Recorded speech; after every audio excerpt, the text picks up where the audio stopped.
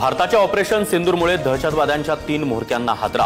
मसूद अझहर, हाफिज सईद आणि सल्लाउद्दीनची दहशतवादी तळ उद्ध्वस्त। भारताच्या हल्ल्यामध्ये म्होरक्यांच्या चमच्यांचा देखील खात्मा। भारतानं बहावलपूरमध्ये केलेल्या हल्ल्यात मौलाना मसूद अझहरच्या कुटुंबातील 10 जणांचा मृत्यू।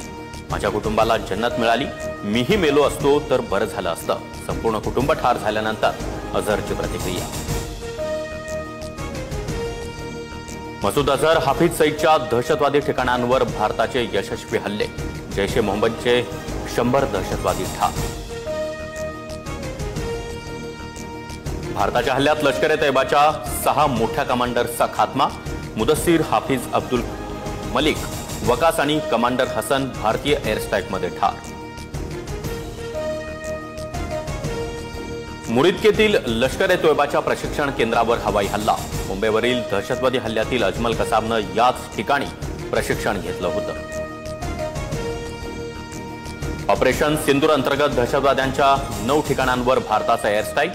हल्ल्यामध्ये पाकमधील एकाही सामान्य नागरिकाच्या मृत्यूची नोंद नाही। कुठल्याही लष्करी तळावर हल्ला केला नाही, भारतीय लष्कराची माहिती।